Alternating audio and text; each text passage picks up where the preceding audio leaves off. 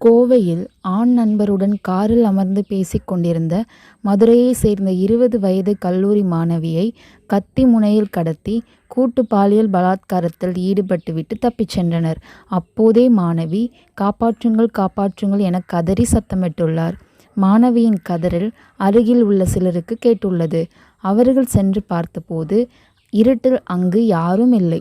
போலீசார் மேற்கொண்ட முதற்கட்ட விசாரணையில் 3 பேரும் சிவகங்கை மாவட்டத்தை சேர்ந்தவர்கள் என்பதும், இருகூர் பகுதியில் வீடு எடுத்து கட்டிட வேலை பார்த்த இவர்கள் 3 பேர் மீதும் ஒரு கொலை வழக்கு, வழிப்பறி மற்றும் அடிதடி உள்ளிட்ட பல்வேறு வழக்குகள் நிலுவையில் இருப்பதும் தெரியவந்துள்ளது.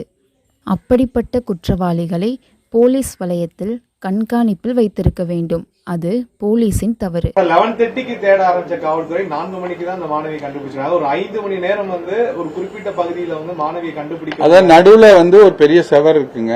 செவருக்கு தாண்டி தான் ஒரு சம்பவம் நடக்குது. அந்த செவருக்குள்ளேயும் போய் தேடி இருக்கோம். ஆனா அந்த இடத்துலயும் பிட்ச் டார்க்னஸ், ஒரு கும் இருட்டா இருக்கு அந்த இடமும்.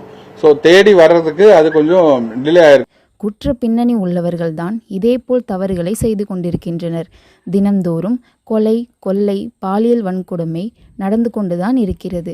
இப்படிப்பட்ட கொடூர செயல்களினால் பெண்கள் வெளியே வர அஞ்சும் நிலை ஏற்பட்டு கொண்டுதான் இருக்கிறது.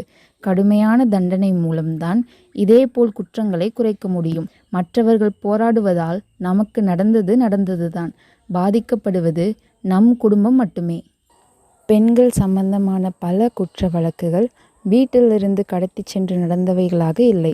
கோயம்புத்தூர் விமான நிலையத்திற்கு அருகே தனிமையான இடத்தை தேடி பாதிக்கப்பட்ட பெண்ணும் அவரது ஆண் நண்பரும் சென்றதால்தான் இந்த கொடூர சம்பவம் நடப்பதற்கு காரணமாக முடிந்துவிட்டது.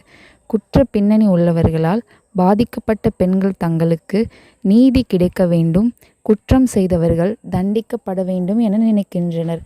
அதனால் புகார் மனுக்கள் 2022ஆம் ஆண்டிலிருந்து 40 விழுக்காடுக்கு மேல் அதிகரித்துள்ளன. இளம் பெண்களும் ஆண்களும் மனதில் தோன்றுவதை நடைமுறைக்கு ஒத்து வருமா என்று யோசித்து தனிமையை விரும்பாமல் சுய கட்டுப்பாட்டுடன் இருந்தாலே இதைப்போல் துயர சம்பவங்கள் நடைபெறாது. தங்களையும் தங்கள் குடும்பத்தையும் முன்னேற்றும் பாதையை நோக்கி செல்ல இளம் தலைமுறையினர் முன்வர வேண்டும்.